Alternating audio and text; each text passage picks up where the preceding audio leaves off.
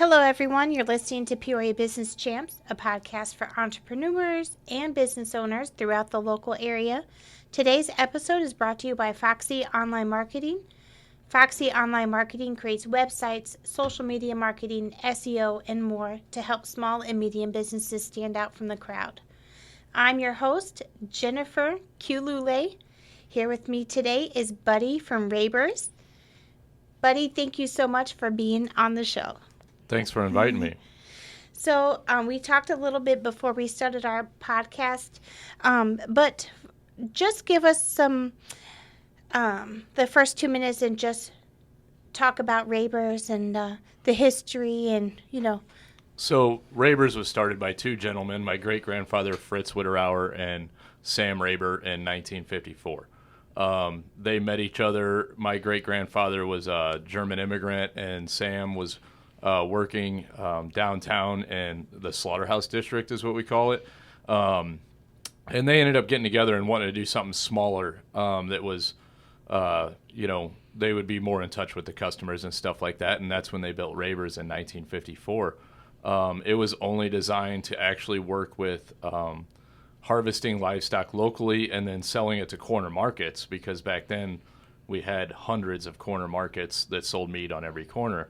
And then things just, have transitioned over the years where within maybe 10 years of 1954, we started selling retail to customers that would walk in the door. And then, we started making our own bacon and our own hams. And then, in the 90s, we started doing catering. And then, in 2018, we burnt down. We weren't in a great retail location in 2018, and more than half of our business was retail sales. So, when we wanted to rebuild, we wanted to move locations, get to a busier road, have more of a retail presence. And at the same time, our catering was a big part of our business. I think the catering is really good for us because I think it's a good advertisement of our food. I think when we get to cook our food for somebody and they get to try it exactly how we want them to try the food, I think it's always good for the business side of it. So then we expanded on that side of it. We put in a full kitchen, and now we have a banquet hall where people can, rent that out and do a lot of neat things with that. But we've expanded on the catering side with the rebuild, and we opened in 2021 in December 1st of 21. So we've only been open, about 14 months. So we're really just kind of starting to get our feet under us, and there's different aspects of the business that have grown since we've reopened more than what we thought. We do lunch every day now. Well, 6 days a week. We don't do it on Sundays, but the store is open 7 days a week now. Used to be 6 at the old location, and now 7. And we've grown a lot compared to the old facility. And when we rebuilt, this was just my idea of what I thought the building and the business should look like for the next 75 years. Yeah, it's a beautiful building. Well, thank you. It's 35,000 square feet. Is that right? It is. Yep, right on it. So when you guys decided, okay, we're going to rebuild, this is an opportunity for us to position ourselves in a better location and kind of refocus everything. What was that process like, the planning of the banquet room? And Oh, gosh. Well, I mean, the beautiful thing is you get to start out with a blank piece of paper, so you're not just doing an addition or you're not just doing a remodel. But the time that it took, I mean, when I never really thought that we would burn down. That was never really something that I had ever spent any time with. We did have insurance to help, cover a lot of costs. Obviously, not all of them because of what we did, but on the other side of that, you start out with a blank piece of paper, and then you decide, what rooms were too small at the old place, what needs to be bigger, where can we grow at, what can we do as far as a banquet hall. Those things. I mean, then you're finding, well, one, you're finding property, because really didn't want to rebuild, spend the kind of money that we spent in the same location we were at. Then you're looking for property, and you're dealing with different municipalities.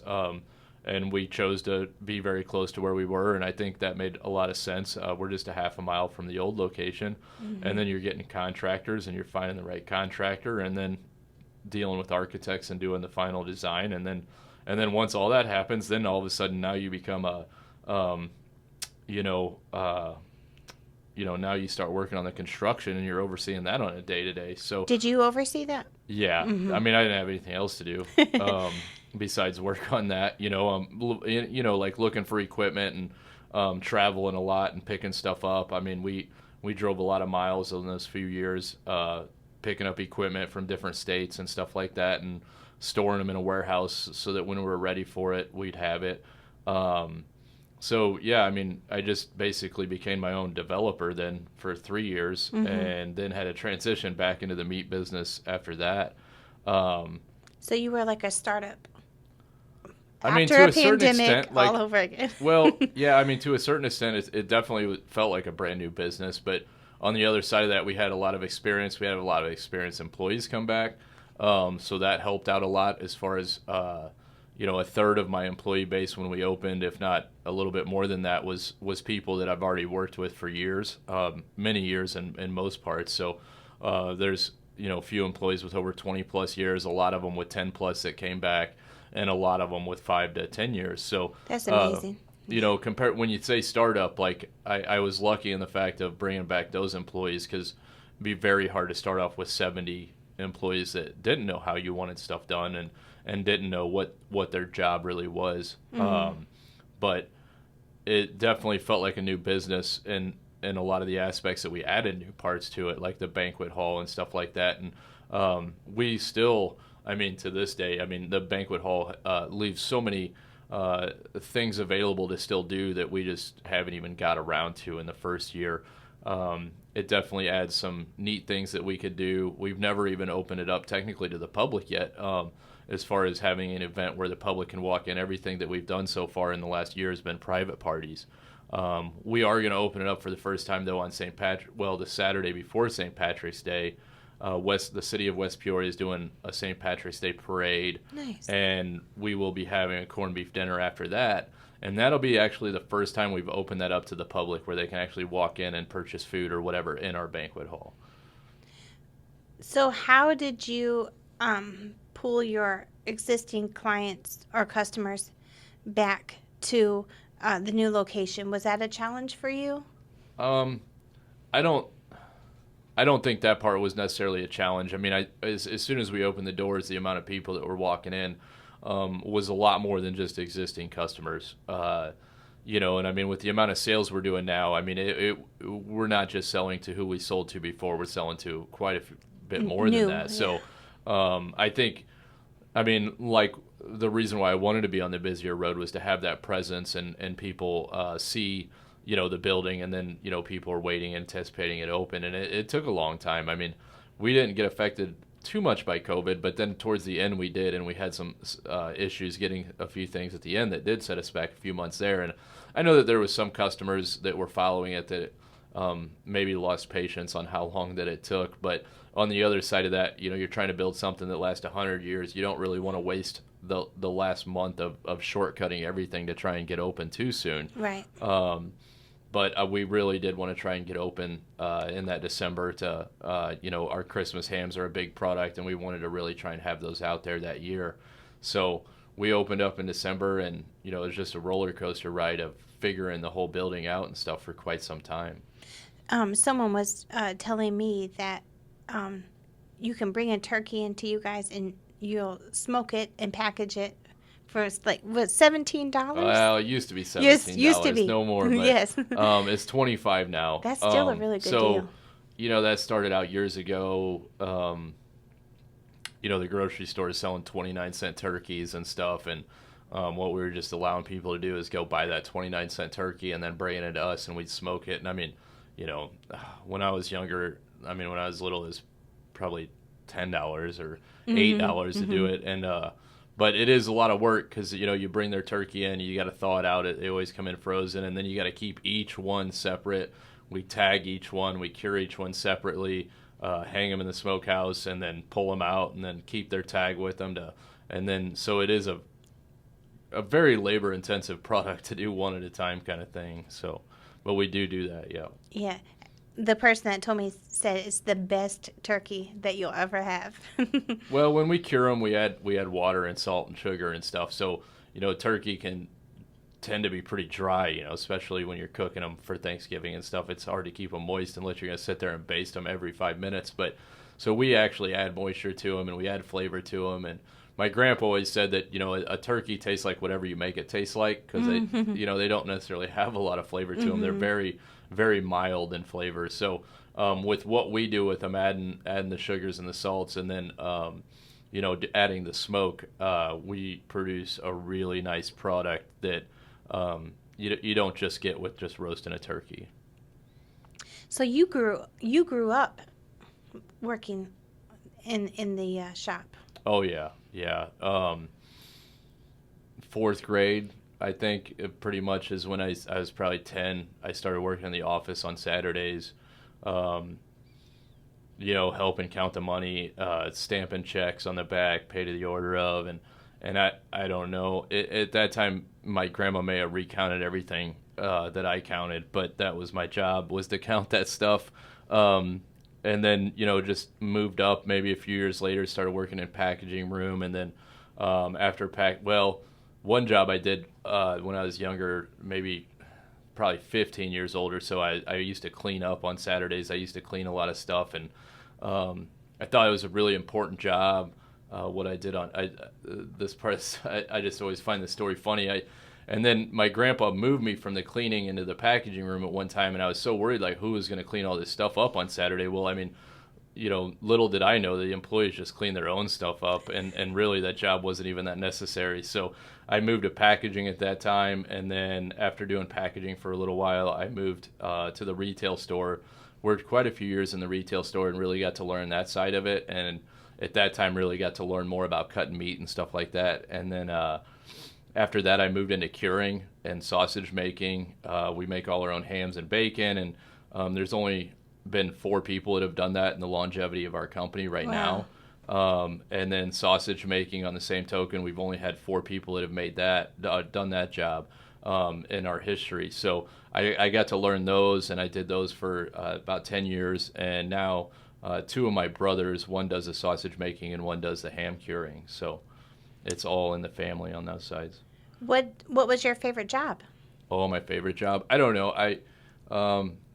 That's tough to say. I've always liked the retail side of things. I've liked dealing with the customers. I enjoy that side, selling people stuff that I know they're going to like. I would say that's probably my favorite side. And I mean, I don't dislike any of them by any means. They all have their ups and downs. Mm-hmm. Sometimes dealing with customers isn't the easiest thing. So, you could say the packaging's nice. You come in, you do your job, you leave, and get paid at the end of the week. So, there's just always something to do. But if you look at the building now and the store now, I mean, you can see that I have a big emphasis on retail sales, that we really wanted to try and go out there and, bring in more customers to West Peoria. And I think we've done a good job on it. On the other side, I didn't want to be a grocery store. So, I mean, we do sell a lot of items that go along with buying meat, that you can make dinners and meals with. So I wanted to be able to do that. But then on the other side, we don't sell toilet paper or right. Anything like that. But so I think it turned out exactly how I wanted it to. I didn't want anything too big on the retail side, but I did want to be able to offer everything that we're offering right now. Yeah, because there's nothing worse than grocery shopping and you need like one thing. You got to go to a whole different store to get it. Well, and that's how our old store was. I mean, we didn't have produce and stuff like that. I mean, we had baked potatoes, but after that was about it. So, it was always like you'd come down there and want to get meat, but then you probably had to go somewhere else to get something else. And I really wanted to try and solve that issue for us and our customers. And, on the other side of that, like, you look at the store and then you see the banquet hall and all the neat things that we can do in there. We've had meat judging contests and stuff where high school kids or college kids come down, and we have all the pieces put together there in the building of what we do, and we can offer stuff like that. And then we have the banquet hall where they can go and have lunch or dinner and give out their awards and stuff. And it just really all ties in together really nice. I think so, too. You mentioned that you work with 2 of your brothers? Yes, I have three brothers. Two of them work at the plant, and then my mom and dad, um, my great uncle Alan, which was my grandpa's brother, and then his daughter works there. Oh, wow. I have 5 boys, so I can't imagine working with that many family members. I think statistically they say 90 or 95% of family-owned businesses fail. What's your secret? What do you think makes it work? Well, I mean, on that statistic, I think a fourth generation business has like a 0.5% of succeeding. I think for us, though, we've diversified just like any company that's lasted 100 years. I mean, if you look at companies that have lasted 100 years, most of the time they might not even be selling the same thing that they started selling 100 years ago, Right. product-wise. I think for us, though, is we've continually diversified over everything we're doing. I mean, when we first started, all we did was harvest animals, cut those into big chunks that were then moved on to somebody else. And then we started cutting them into smaller pieces. Then we started making them into hot dogs. Then we started cooking the hot dogs for individuals where they can eat them hot, you know. So we've continually diversified our company into so many different smaller businesses. And I think that is one part of it. I think on the other part is the quality. I think we try and hold everything to the highest quality we can make. I mean, if you have a hot dog there, I hope that you think it's the best hot dog you ever had, or at least the best quality. We do an all pork and beef hot dog. We do an all beef hot dog. There's no fillers. It's not stuff that you can generally just buy at most stores. And if you can, it's very expensive. More expensive than what you can get with us. So I think the quality of the products is one thing that brings people back continuously. Like I said, Christmas hams at Christmas time, it's a family tradition for a lot of people. I think it's the best ham that money can buy. We make those right there at the plant. Our bacon is something that brings people in.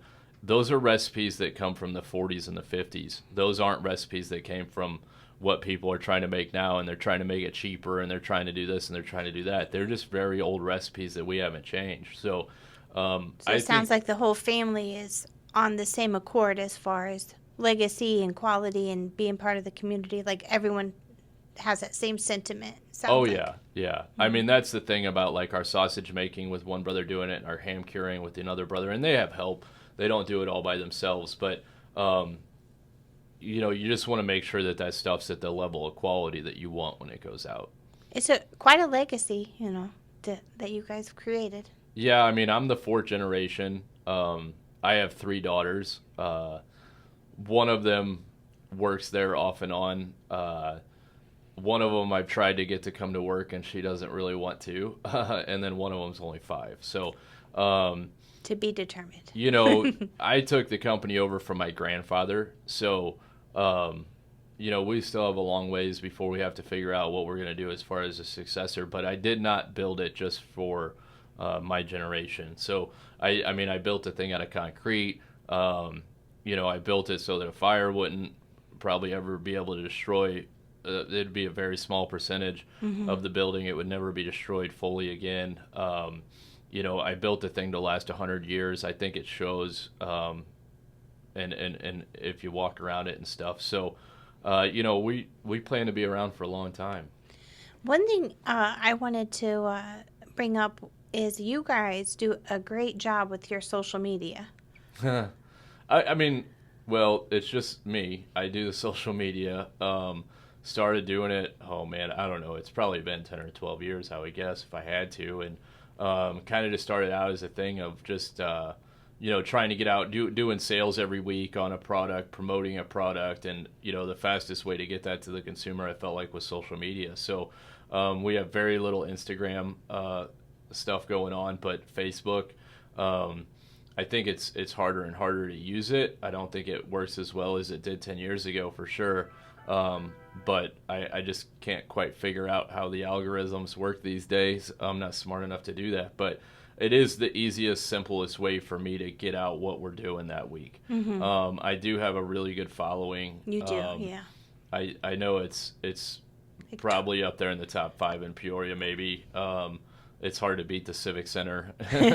But no, I mean, it's just the easiest way for us to get that out there. And like one time, kind of started, I had somebody wanting to sell me some advertisement for the holidays, and they wanted to do a 7-week campaign, and it was going to cost me $700, I think. And I thought, man, I was just getting ready to sign the papers and do radio for 7 weeks, and it wasn't going to be a lot of ads, but just a few ads. And I thought to myself, I was like, man, if I just gave $100 a week to my customers, like I feel like I'd probably get more traffic than what I would probably get on this radio station. And that's what I did. I just gave away a $100 gift card every week for 7 weeks, and I got a ton of traction on social media. So rather than, paying for advertisement and stuff like that, we just generally give that back to our customers. And cut out the middleman again. Yeah, I mean, I hate to say it that way, but that's kind of what we've done on it. I mean, I may do, like, say, chicken wings last week for the Super Bowl. We sold 5-pound bags for $8.90, and you get, oh gosh, at least 1,000 people that came in and bought that product. Well, that's 1,000 people I knew walked in my store.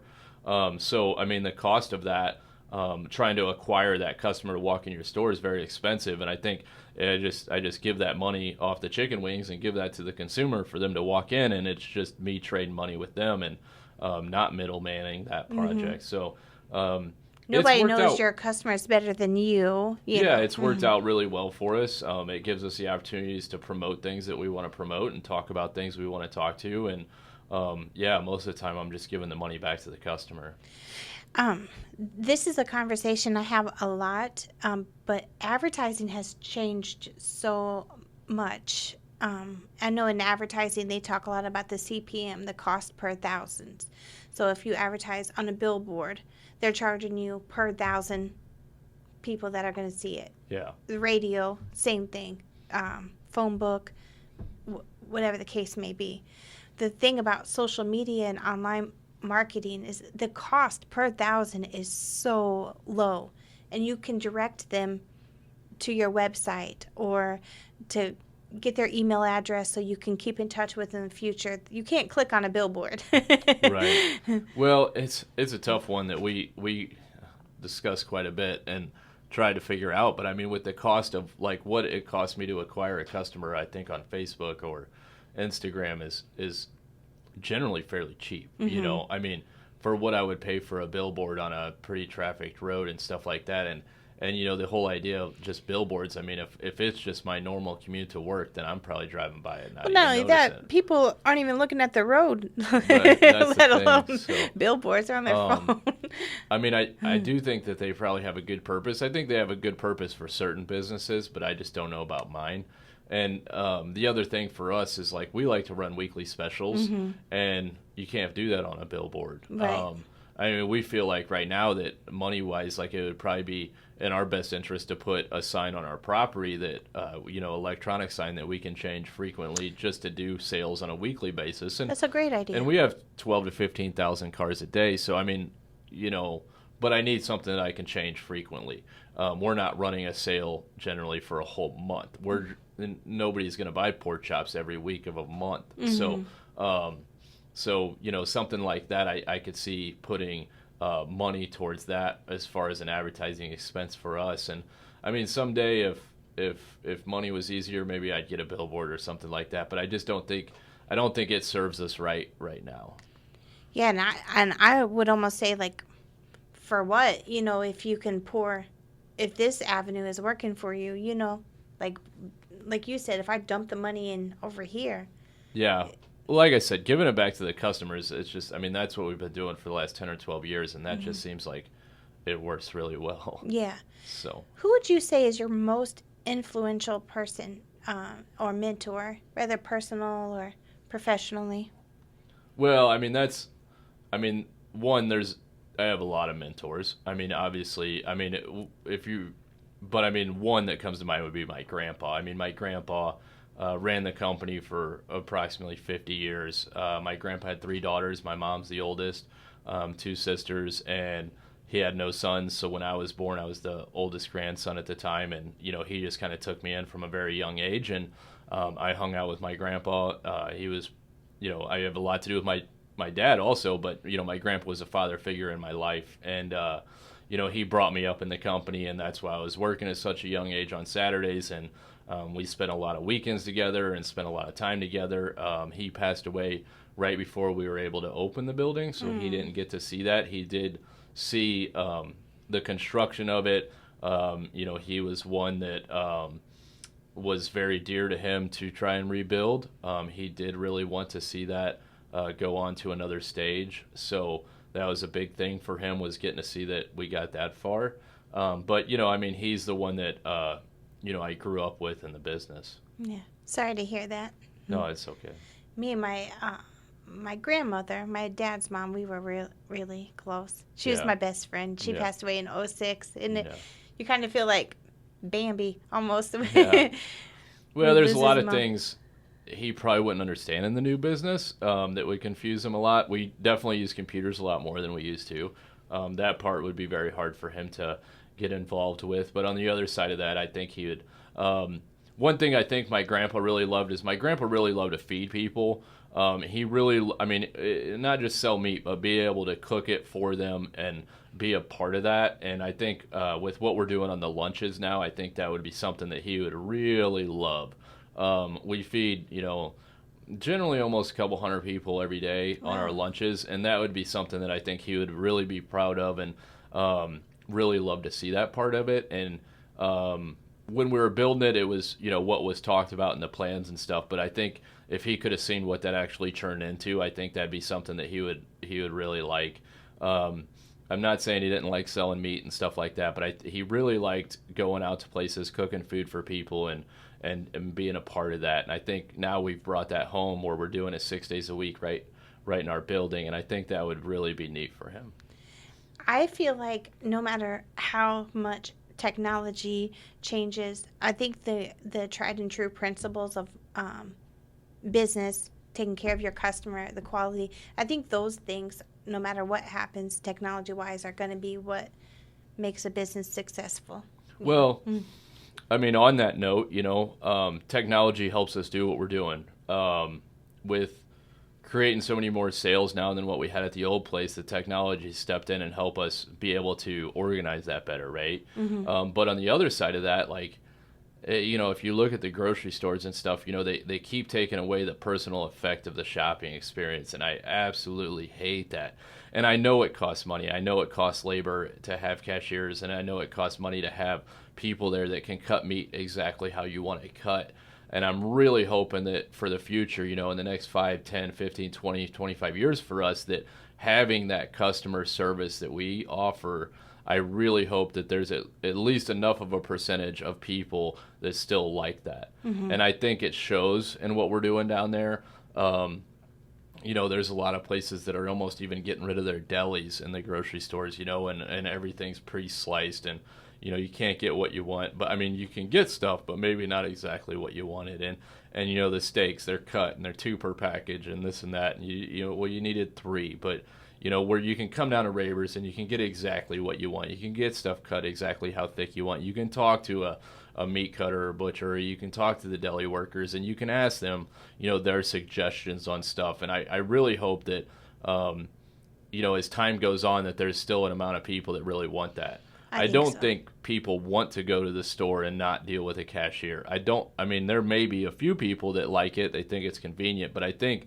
a large percentage of people miss that interaction. That's your time to talk to people and socialize and stuff like that. And I don't want us to ever get rid of that.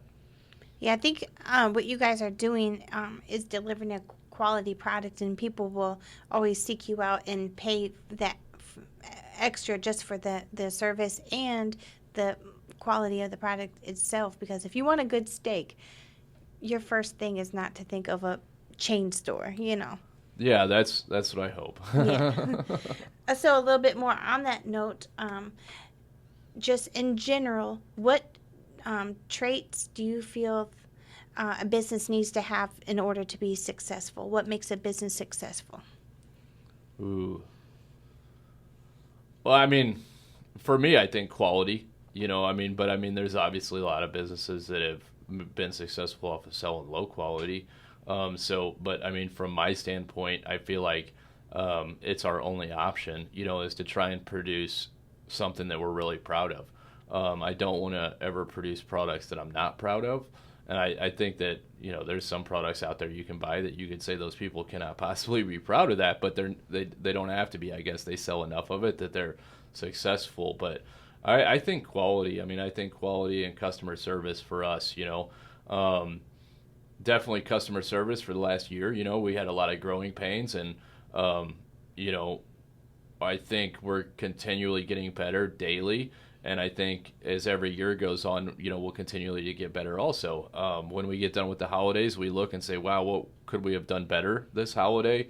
And, try and pick out a few things so that next year we can try and put those into play and, be more efficient or get stuff done sooner and, be able to produce a higher quality product or what it ever be. And I think every year we'll continue to get better.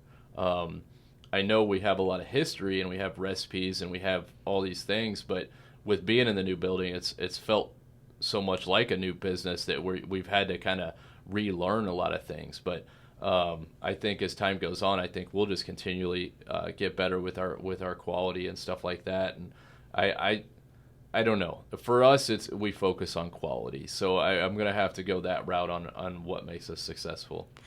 And one more question is, how do you do such a good job? Because you have 70 employees, you said? Yeah, we have about 70 employees. How do you keep everybody on the same accord? Well, I mean, every department has somebody that they can go to that's in charge. Most of those employees, not all of them, have been with me for a long time. So, in saying that, most of the time I'm dealing with maybe 10 people of exactly what I'm trying to get done or how I want something done. And most of the time, those 10 people have had worked for us for a long time and know what I'm looking for and know what I mean when I ask for it. So it's not that I'm dealing with 70 employees individually every day. But I do spend a lot of time, walking around the plant and working on different stuff. And like I said, when we get done with maybe one project or one season, we take a look at that and see what we could do better and then talk about it as a group of next year I'd like to see us doing this or even next month, or maybe it's right now. So do you intentionally set weekly meetings or monthly meetings or No, quarterly? we don't really have any certain times where we meet or anything. It's something that we probably should do. We probably should meet weekly or monthly, but You just have your 10 core people? I definitely talk to those people every day, about different stuff, and we go over different things. And, as it is right now, just I meet with everybody individually, and we talk about it as I'm walking through the plant and stuff in the mornings or all day for that fact. So, but I definitely just have, employees that I depend on more than others to make sure that we're getting done what we're supposed to. And are those people usually your managers? Yeah, there's supervisor roles where it kind of gets separated into rooms. You have, a fully cooked packaging room where there's one person that I deal with mostly there. But it's not that I don't talk to the other ones or anything, but tell her what, I want to get done and stuff. And then we have one person in charge of the deli. We have a person in charge of the meat room. We have a person in charge of processing, a person in charge of the harvest floor. So just putting the right people in the right place. Yep, that's the goal. Yeah. Anything that we didn't mention or talk about? Oh, I don't know. I think we talked about all of it, kind of. No, I mean, we try and, one thing that was kind of something on my mind in rebuilding this is like kind of what we can do for the community and kind of that kind of stuff. Mm-hmm. I think that's what sets us aside from the chain stores and stuff like that. And we've done some of that stuff. We've done different stuff for the community, and I think there's a lot more that we can do with that banquet hall and the facility that we have there. So I think, in the future, I think it'll be neat to see that side of it grow. There's still a lot of things that I have on my mind that I'd like to do there. It's just hard for me to run the business and keep growing that at the same time right now. So if someone wants to reserve the banquet room for a graduation or a wedding reception, they can do that now, right? Oh, yeah. Yeah, I mean, really this year, I mean, as far as between spring and fall, I mean, 4 out of 5 Saturdays most months are taken. But, there's a lot of Fridays, there's a lot of Sundays, there's a lot of weekdays. So, yeah, I mean, we reserve the room now. As far as next year goes, I would say it's pretty open. But, the Saturdays this year are filling up pretty much. I think it'd be a great space for like a business or a work event too. It is, yeah. We've done like breakfasts for work events that want to do like safety meetings and stuff like that. A lot of family reunions, school reunions, high school reunions, stuff like that have been a big thing also. How do people find you online? Well, we do have a website, and it's fairly vague. We don't. It has some information on there. It can connect you with us emailing, and then as far as like to see exactly what's going on a week-to-week basis, it would just be to look us up on Facebook. That's the easiest way to see what the sales are or any specials that we have going on and stuff like that. And what's your Facebook page name? Just Raber Packing Company. Okay. All right. Well, that wraps up this episode of Peoria Business Champs. A huge thank you to our guest, Buddy from Raber's. Also, thank you to our listeners. If you haven't yet, please join our Facebook group, Peoria Business Champs, where you can see more behind-the-scenes interviews, local events, tips, and more. You can also find us on YouTube. Thanks again, everyone, and have a good rest of your day.